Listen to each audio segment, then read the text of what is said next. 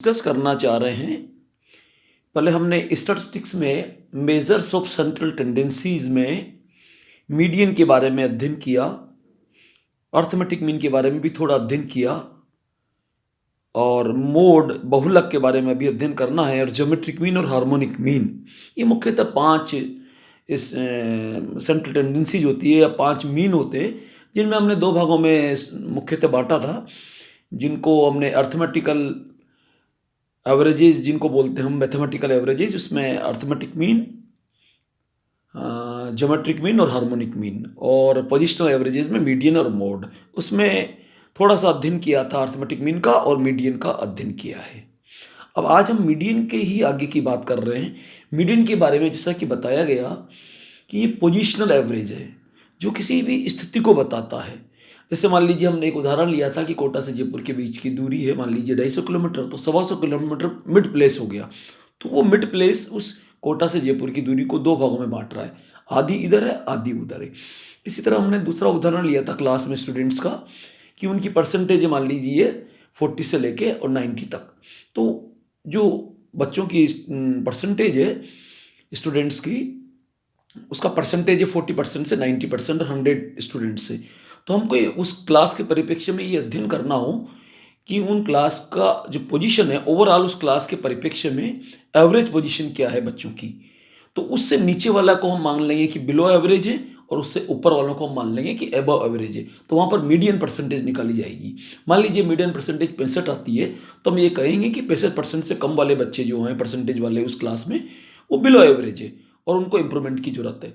और 65% से ऊपर वाले जो स्टूडेंट्स हैं वो अबव एवरेज वाले। तो कहने का मतलब ये हुआ कि मीडियन कोई भी स्थिति को, कोई किसी भी प्रकार की संख्याओं को, किसी भी प्रकार की श्रेणी को मुख्यतः 2 भागों में बांटती है।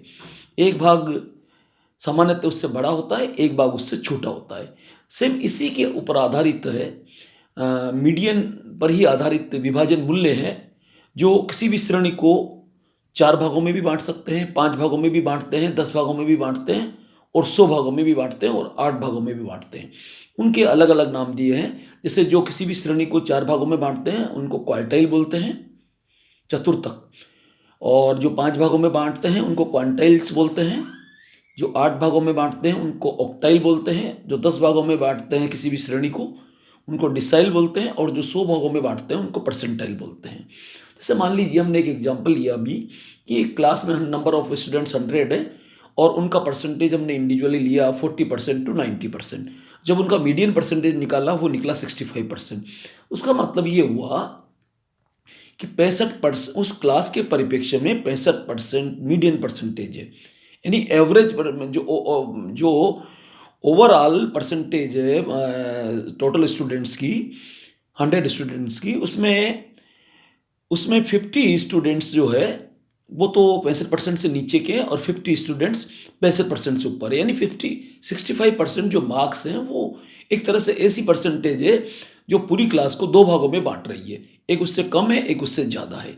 तो इसी आधार पर हम ये भी निकाल सकते हैं कि अगर हमको टॉप 25% परसेंटेज वाले स्टूडेंट्स का डिटेल लेना हो कि भाई टॉप 25% क्लास में किन स्टूडेंट्स को मिले हैं मार्क्स, मतलब परसेंटेज वाइज, तो हम वहाँ पे क्वार्टाइल निकालेंगे। क्वार्टाइल में 2 भाग होते हैं। जैसे मीडियन किसी भी श्रेणी को 2 भागों में बांटती है, तो क्वार्टाइल 4 भागों में बांटती है। जैसे मीडियन के लिए हमने इंडिविजुअल और डिस्क्रीट सीरीज में फॉर्मूला देखा था n+1 divided by 2th item, और कॉन्टिन्यूस सीरीज में था n/2th आइटम। तो यहाँ पर जो जितने भागों में बांटता है उतना बटा 2 बटा हो जाता है। मीडियन चूंकि 2 भागों में बांट रहा था किसी भी श्रेणी को, तो बटा 2 हो गया। क्वार्टाइल किसी भी श्रेणी को 4 भागों में बांटता है तो वहाँ बटा 4 हो जाएगा। पर चूंकि क्वार्टाइल 4 भागों में बांटता है तो क्वार्टाइल निकलेंगे, 0 से स्टार्ट करेंगे तो 25% पे क्वार्टाइल 1, 50% पे क्वार्टाइल 2, और 75% पे क्वार्टाइल 3, और टॉप लेवल तो 100% हो ही गया। तो जो क्वार्टाइल 1, क्वार्टाइल 2 और क्वार्टाइल 3, जो क्वार्टाइल 2 है वो मीडियन के बराबर होगा, क्योंकि मिड 50% हो गया, वो बीच का परसेंटेज हो गया। और क्वार्टाइल 1 जो है वो 25% नीचे से नीचे के लेवल से 25% का लेवल ऊपर तक बढ़ते हुए, और क्वार्टाइल 3 टॉप 25%, यानी 75 से 100%। क्वार्टाइल 1 तो हो गया 0 से 25%। 25% वाला जो लिमिट है वो बताएगा क्वार्टाइल 1, और 75% वाला जो लिमिट है वो बताएगा क्वार्टाइल 3। क्वार्टाइल 1 तो हमको ये बताएगा कि ये इस परसेंटेज से नीचे 25% बच्चों के मार्क्स से, और क्वार्टाइल 3 हमको बताएगा कि इस परसेंटेज से ऊपर टॉप 25% बच्चों के मार्क्स से, और क्वार्टाइल 2 इक्वल टू मीडियन है। तो यहाँ पर फॉर्मूला हो जाएगा, जो जितने भागों में बांटेगा उतना फॉर्मूला बन जाएगा। यहाँ पर हम कहेंगे क्वार्टाइल 1 इज इक्वल टू, अगर कॉन्टिन्यूस सीरीज है तो n अपॉन फोर्थ आइटम, और n के आगे ब्रैकेट के आगे 1 लिख देंगे क्योंकि क्वार्टाइल 1 है। अगर क्वार्टाइल थर्ड का फॉर्मूला लिखेंगे तो क्या करेंगे हम, क्वार्टाइल थर्ड के लिए करेंगे n अपॉन 4 आइटम, और ब्रैकेट में बाहर कर देंगे n के आगे 3, n अपॉन 4 और n के आगे 3 कर देंगे। इस तरह से क्वार्टाइल थर्ड का फॉर्मूला होगा। तो n अपॉन 4 जो आएगा उसको 3 से मल्टीप्लाई कर देंगे, वो item n upon fourth item, और मल्टीप्लाइड बाई 3, n को 3 से मल्टीप्लाई कर देंगे। n अपॉन 4 ये तो हो गया क्वार्टाइल 1 के लिए, और चूंकि क्वार्टाइल थर्ड है तो जो भी क्वार्टाइल है, अगर थर्ड है मान लीजिए तो 3 से मल्टीप्लाई कर देंगे। क्वार्टाइल 2 है तो 2 से मल्टीप्लाई कर देंगे। जब 2 से मल्टीप्लाई कर देंगे n अपॉन 4 इंटू 2, तो 2n अपॉन 4 वही n अपॉन 2 आ गया, जो मीडियन वाला फॉर्मूला है, जो क्वार्टाइल 2 और मीडियन बराबर होते हैं।